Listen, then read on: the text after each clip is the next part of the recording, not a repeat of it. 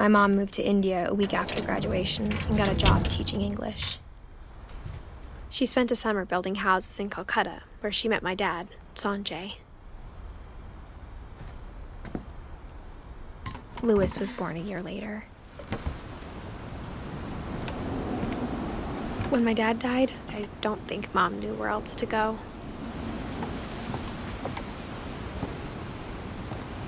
I'm sure Edie was happy to have her back.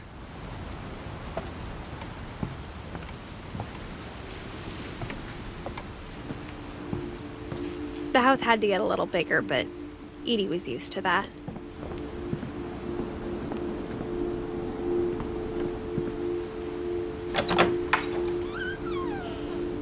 And for a while, things were good, almost normal.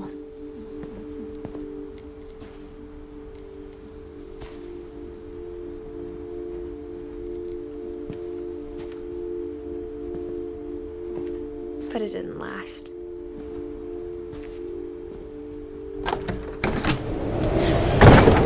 The beginning of the end was Milton's 10th birthday, when Edie gave him a castle.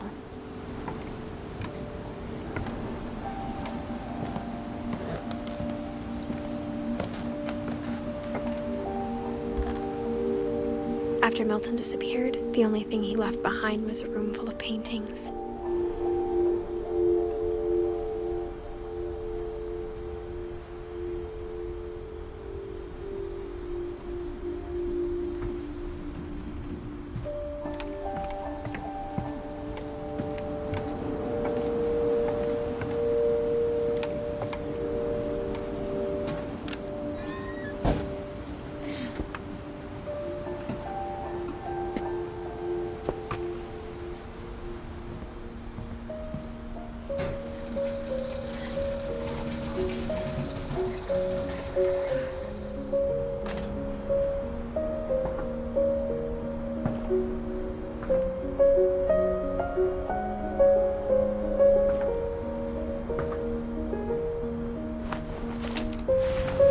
Milton Finch in The Magic Paintbrush.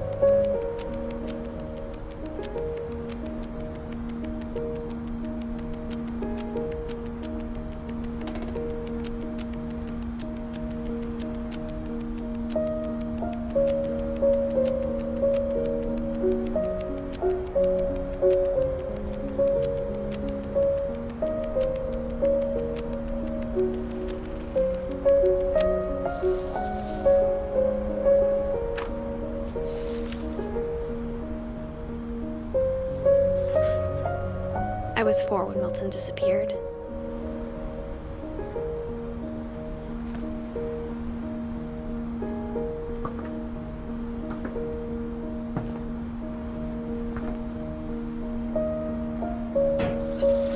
Mom spent months searching for my brother. Then she sealed the doors.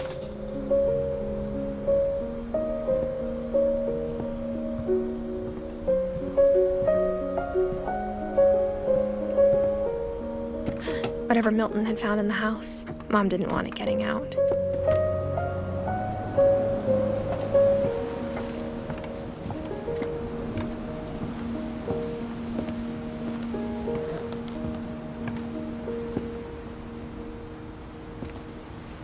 Mom definitely blamed Edie, but I think Louis blamed himself. After he graduated, he just spent more and more time in his room, until Mom got him a job at the cannery. Everyone always told me to stay out of Louis's room, except Louis.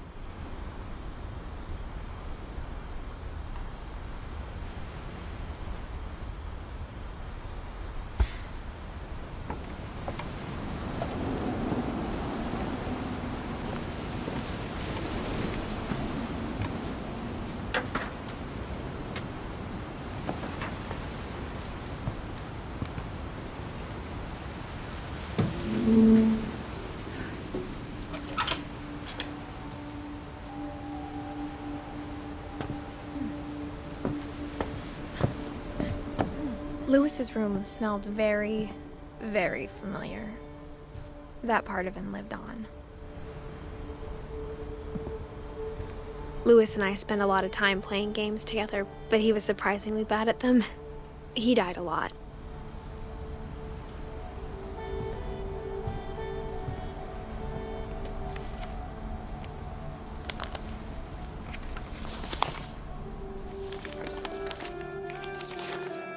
Dear Mrs. Finch, as Lewis's psychiatrist, I can understand your desire for an explanation. As I see it, the trouble began in January, shortly after we convinced your son to seek treatment for substance abuse. Newly sober, I believe Lewis first noticed the monotony of his daily life.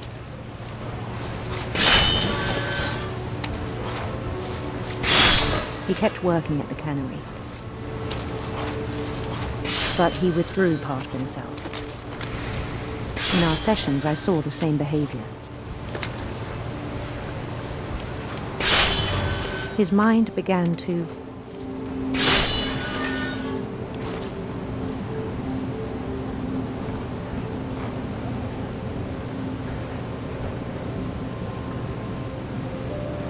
wander.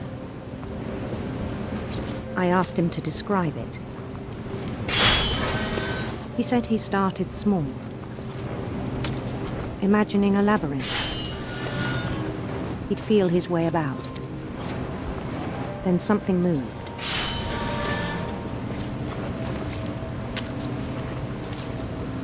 Bats. And toads. And things that have not names. He knew it was all in his head.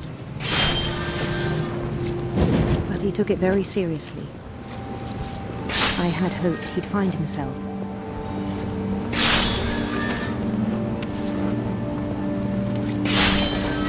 But he found something more. I worried about him then, daydreaming at the cannery. I spoke with his boss, but he said Lewis had become a model employee. Methodical, tireless, focused.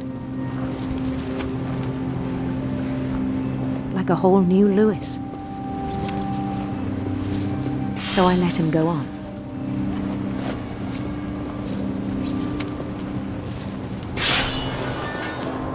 I even encouraged him. It seemed very promising at first. He told me he'd made a new friend.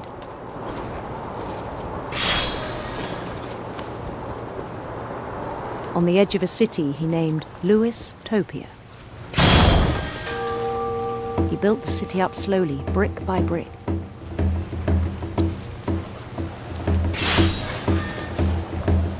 Then he made musicians.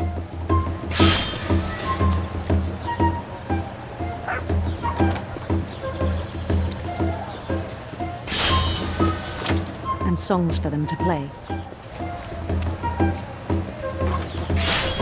He talked about starting a band. And he was always humming something. Every day his imagination grew stronger.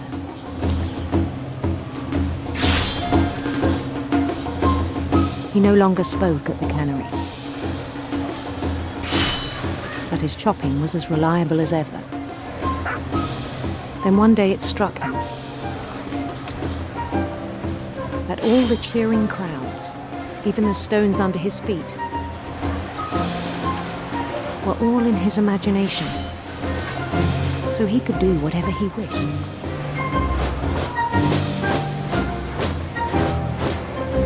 He held an election for mayor, and he won. They begged him to stay, but his mind was already wandering. It became a game for him.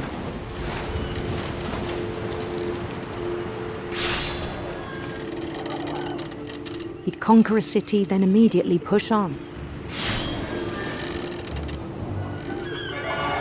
New Louisville.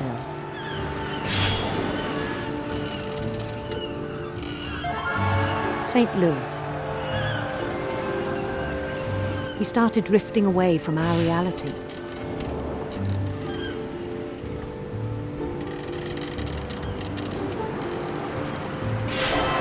Minneapolis, until one day he forgot to go home from the cannery.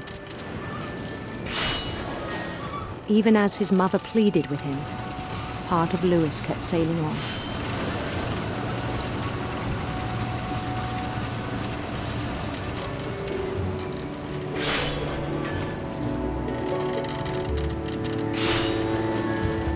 In Louisburg, he heard rumors of a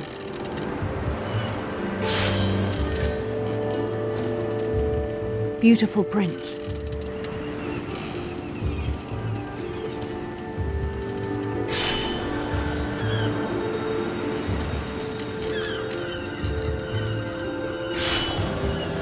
The prince was on his own quest for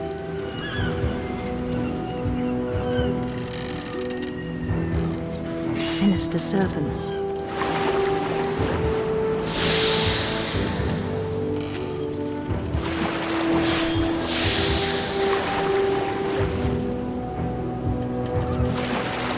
He followed the sound of his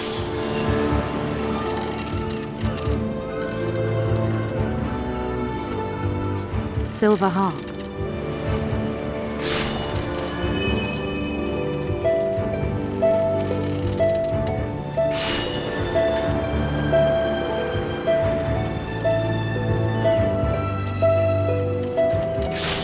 His chase led him to a golden palace east of the sun and west of the moon. Even then, his logic remained sound. He knew the world was all in his imagination.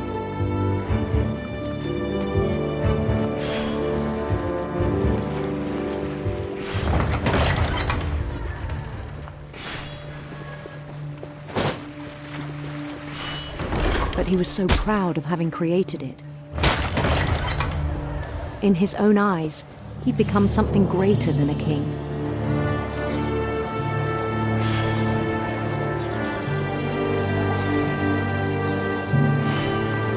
For someone who'd never known success in the real world, I think it was overwhelming.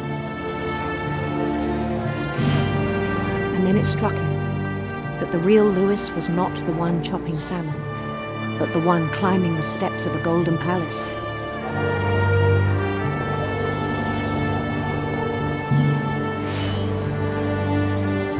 My imagination is as real as my body, he told me. It was hard to argue with him.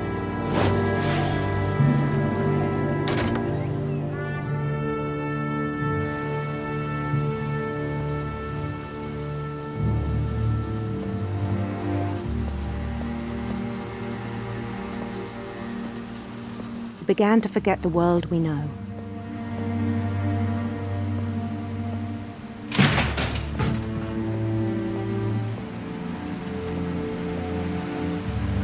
I think it pained him to remember Louis, the cannery worker.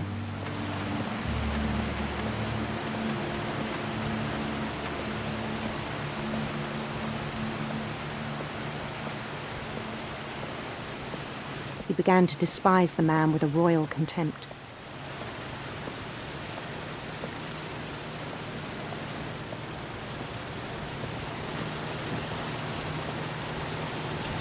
I still thought I could save him. Even after he said he was being crowned king over all the lands of wonder. The palace would be packed with his companions.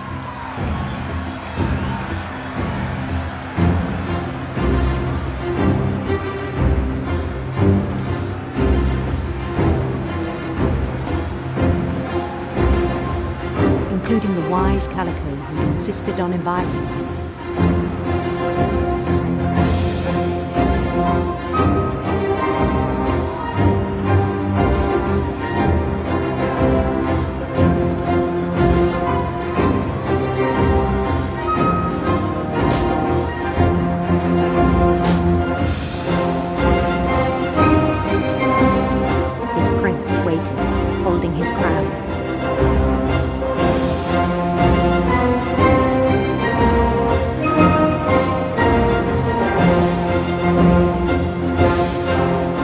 one thing left to do.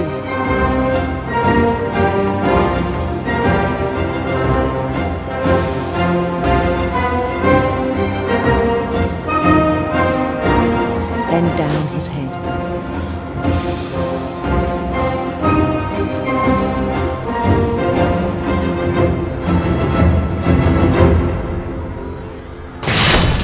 And the rest I think you know. Mrs. Finch, your son was a kind man who will be missed by all of us who knew him.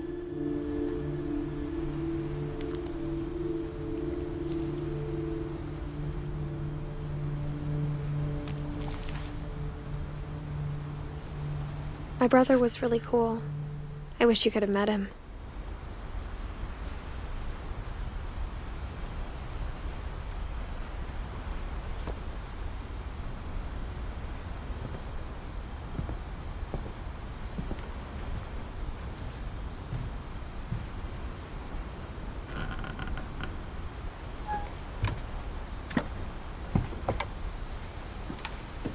On the way back from Lewis's funeral, my mom told me to start packing. She waited until the day before we left to tell Edie. I'm not sure if she wanted to make it easier or harder.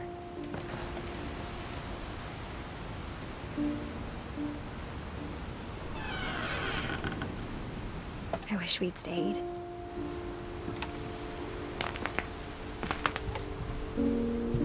But I understand why we left. My mom ended up leaving everything behind.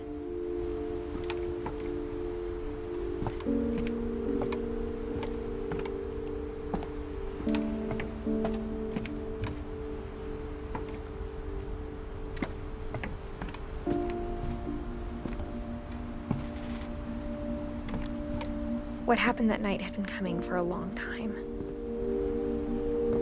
Maybe it should have come sooner.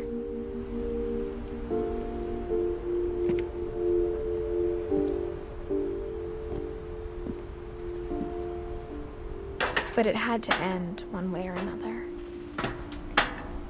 All that's left now is to tell you about that last night.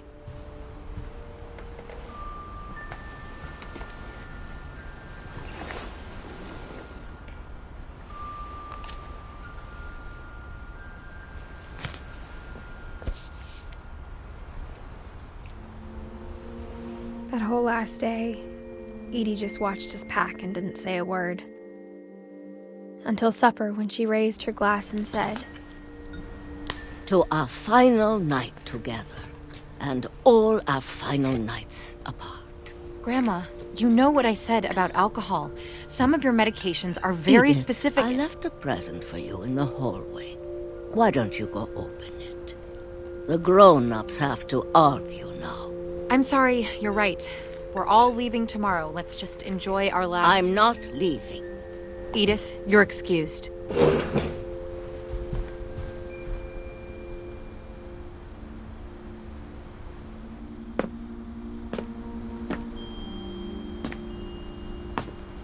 the power had been shut off that morning, but Edie always had plenty of candles.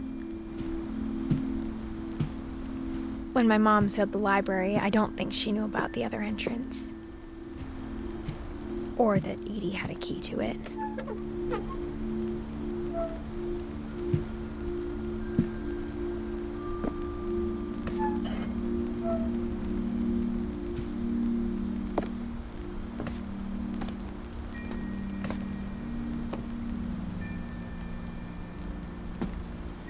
That thing you're afraid of isn't going to end when you leave the house. Edith has a right to know these stories. My children are dead because of your stories. I think it's best if Edith and I leave tonight. We'll have the nursing home send a van for you in the morning. Okay? Dear Edith, there's so many stories I wish I could tell you, but there's only time for one. This is about what happened on the night you were born. That night, the tide went way, way out.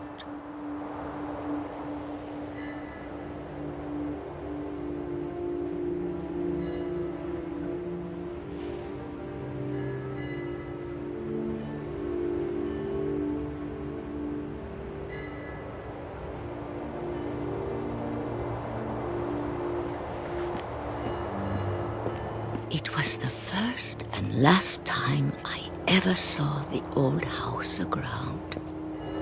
There'd been an earthquake out in the middle of the ocean. They called it the lowest tide in 1,000 years. God, it smelled awful. You know, I've seen that house every day of my life.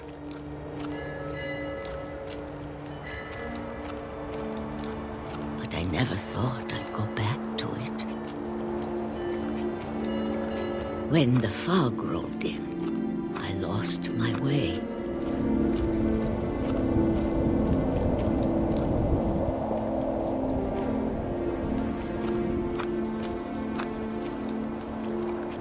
I got turned around.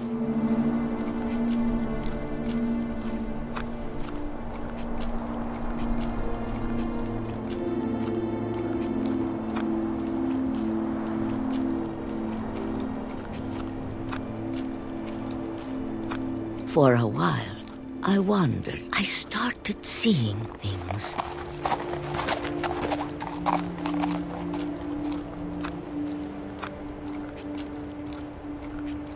Things I'd forgotten had ever existed.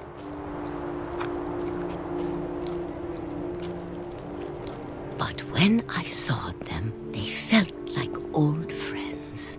That night, a lot of things came back to me. Or maybe I came back to them.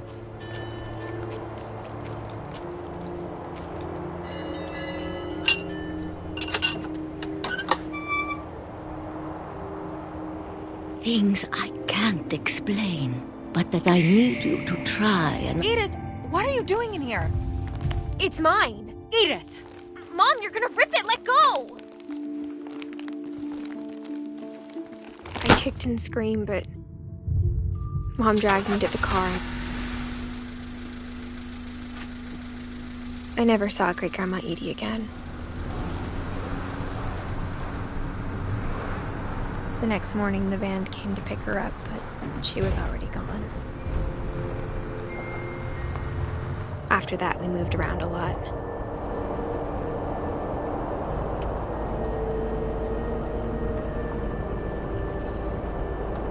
We both tried to make the best of it.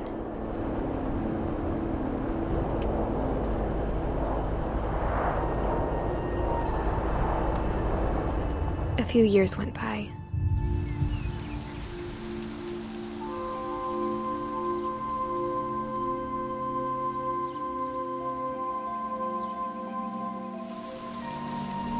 My mom didn't like to talk about it.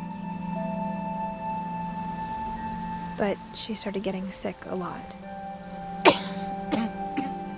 The rest happened pretty quickly.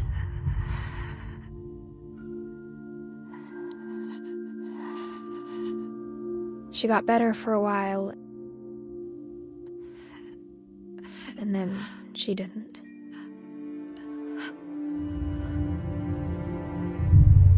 And then I was alone. The last Finch left alive.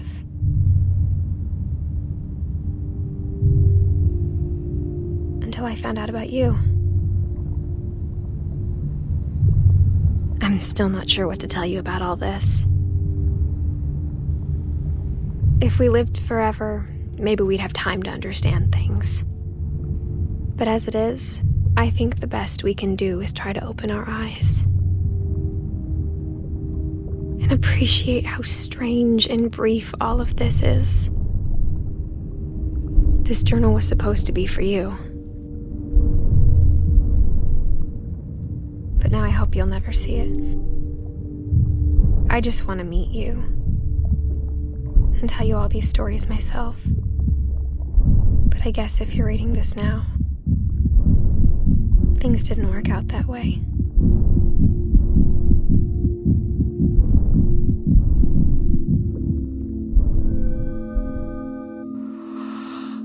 This is where your story begins.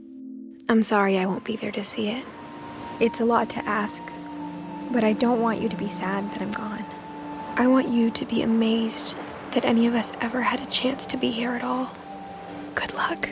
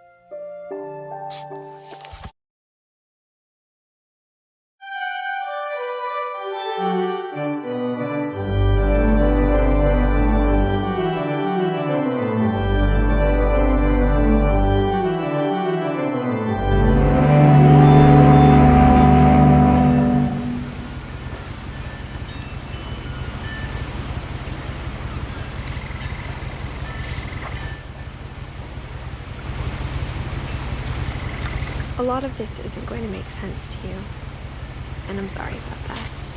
I'm just going to start at the beginning, with the house.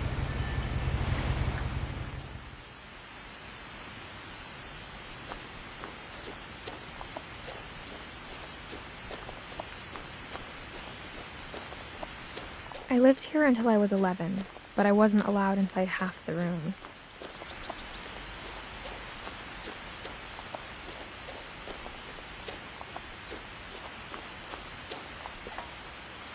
Inside the mailbox were bills from 7 years ago, marked urgent, open immediately. I hadn't been back since my brother Lewis's funeral.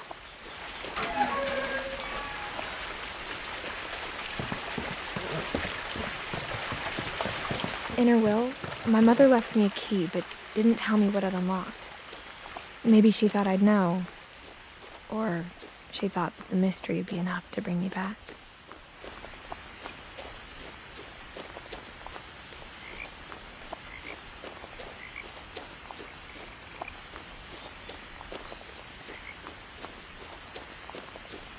No one had driven this way in a long time, but I saw a few hoof prints.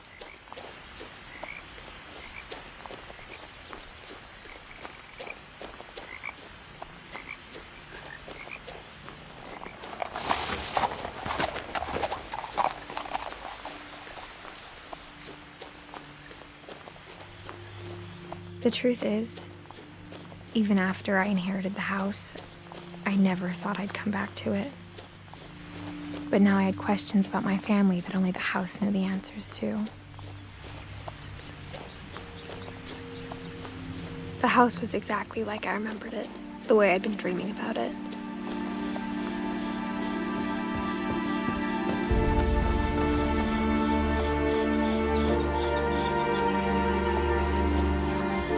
As a child, the house made me uncomfortable in a way I couldn't put into words.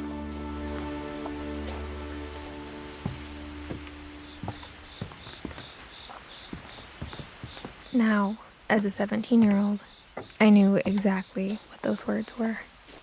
I was afraid of the house. I hoped the key might unlock the front door. It didn't. Looking in, I felt like the house itself had been waiting for me.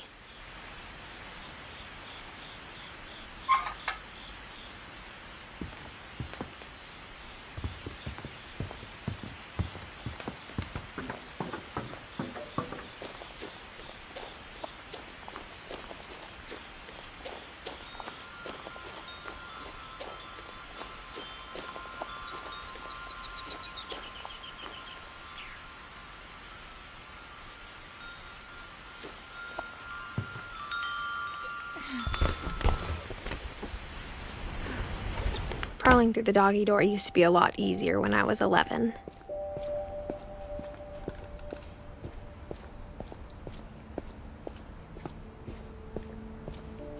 For the first time in years, I felt like I was home. But instead of a family, there were just memories of one. Like how only one restaurant would deliver to our house, so we had Chinese a lot.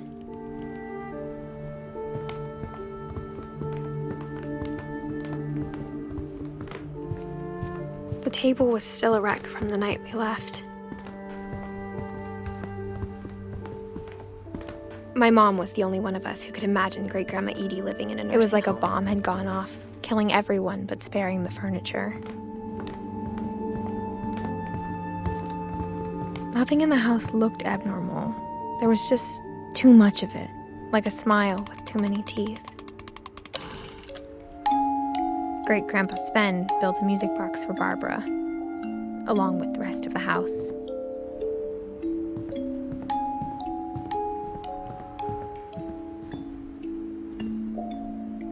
After Milton disappeared, Mom sealed up all the bedrooms. Then Edie retaliated and drilled peepholes.